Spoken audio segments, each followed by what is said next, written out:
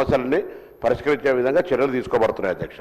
దాని తదుపరి వారు చావు బతుకుల్లో ఉన్నటువంటి మమ్మల్ని కాపాడండి, 35 ఏళ్లు ప్రభుత్వానికి సేవ చేసినటువంటి రిటైర్డ్ ఉద్యోగులను ఈ రకంగా వేధించడం ప్రభుత్వానికి తగదు, దయచేసి ప్రభుత్వం దృష్టికి తీసుకుపోండి అని చెప్పి పొద్దున్నే నా ఇంటికి 7 గంటలకే వచ్చి కూర్చున్నాడు సార్. నేను బయటకు వచ్చేసరికి ఏంది ఇంత పొద్దున్న వచ్చినావంటే ఇట్లా ఉందన్న ఆరోగ్యం బాగాలేదని చెప్పమంటే బట్టి గారికి చెప్తా తప్పకుండా ఈరోజు నేను మాటించి వచ్చి ఈరోజు చెప్తా ఉన్నాను అధ్యక్ష. అదేవిధంగా అధ్యక్ష, సిపిఎస్ ఉద్యోగులను ఓపీఎస్గా మారుస్తామని ఆ రోజు కాంగ్రెస్ పార్టీ ఎన్నికల్లో హామీ ఇచ్చింది. మరి ఎప్పటిలోగా ఓల్డ్ పెన్షన్ స్కీమ్ అమలు చేస్తారు? మరి ఈలోపు గత 2 సంవత్సరాల నుంచి సిపిఎస్ కింద రాష్ట్ర ప్రభుత్వం కట్టాల్సిన కాంట్రిబ్యూషన్ డబ్బులను కూడా మీరు కట్టకుండా దాన్ని దారి మళ్లిస్తా ఉన్నారు. అసలు కాంట్రిబ్యూషను కట్టలేరు, ఓపీఎస్ తేకపోవడం వల్ల 2 లక్షల మంది సిపిఎస్ ఉద్యోగుల భవిష్యత్తు ఈరోజు ప్రశ్నార్థకంగా మారుస్తా ఉన్నారు. దయచేసి సిపిఎస్ కాంట్రిబ్యూషన్ కట్టండి, ఓపీఎస్ విధానాన్ని ఇచ్చిన మాటకు కట్టుబడి తక్షణమే అమల్లోకి తేవాలని చెప్పి మీ ద్వారా కోరుతున్నాం అధ్యక్ష. అదేవిధంగా పోలీస్ డిపార్ట్మెంట్లో కూడా అధ్యక్ష సరెండర్ లీవులు 5 సరెండర్ లీవులు పెండింగ్లో ఉన్నాయి. టీఏలు రావట్లేదు, డిఏలు రావట్లేదు, స్టేషన్ అలవెన్స్ రావట్లేదు. మొన్న ఒక జూబ్లీ హిల్స్ ఎలక్షన్ ఉంటే యూసఫ్ కూడా బటాలియన్ మాత్రం సరెండర్ లీవులు టీఏ డిఏలు ఇచ్చిండ్రు. రాష్ట్రంలో 1,00,000 మంది పోలీసులకు సరెండర్ లీవులు టీఏలు డిఏలు రాక ఇబ్బందులు పడతా ఉన్నారు. దయచేసి పోలీసులను కూడా ఆదుకోవాలని, గతంలో నేను ఫైనాన్స్ మినిస్టర్గా ఉన్నప్పుడు ఎప్పటికప్పుడు సరెండర్ లీవులు టీఏ డిఏలు ఇచ్చాం. ఈ ప్రభుత్వం వచ్చిన 2 సంవత్సరాల నుంచి పెండింగ్లో ఉన్నాయి కనుక వాటిని విడుదల చేయండి. ఇలా పోలీసులు కూడా తీవ్రమైనటువంటి ఆవేదనలో ఉన్నారు. పోలీసులకు ఉండే ఆరోగ్య భద్రత స్కీమ్ కూడా బంద్ చేసిండ్రు. మీరు 1,00,000 రూపాయలకే పరిమితం చేసిండ్రు. పోలీస్ కానిస్టేబుల్ చాలా ఇబ్బంది పడతా ఉన్నారు.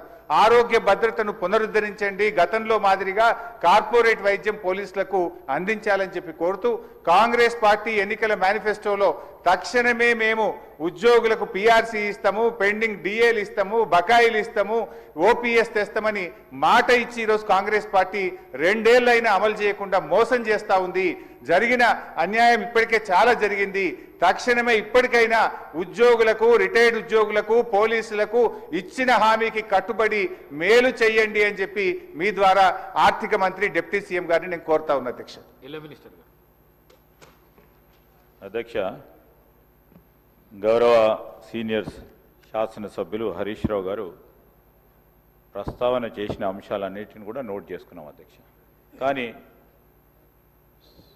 సభ దృష్టికి కొన్ని విషయాలు ఈరోజు హరీష్ రావు గారు వారి పార్టీకి సంబంధించి ఉద్యోగస్తుల గురించి, వారి సంక్షేమం గురించి మాట్లాడుతున్నారంటే ఏ విధంగా ఉందంటే దయ్యాలు వేదాలు వలికినట్టు ఉంది అధ్యక్ష.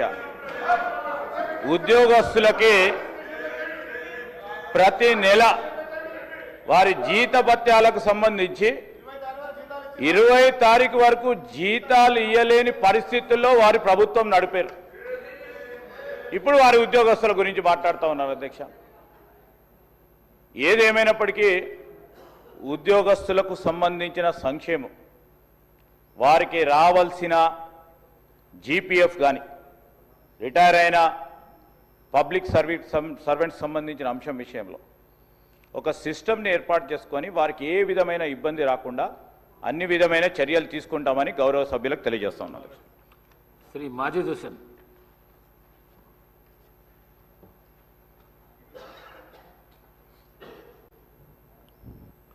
स्पीकर साहब, मैं तहे दिल से शुक्रगुजार हूं कि आपने 0 ओवर में मुझे मौका दिया।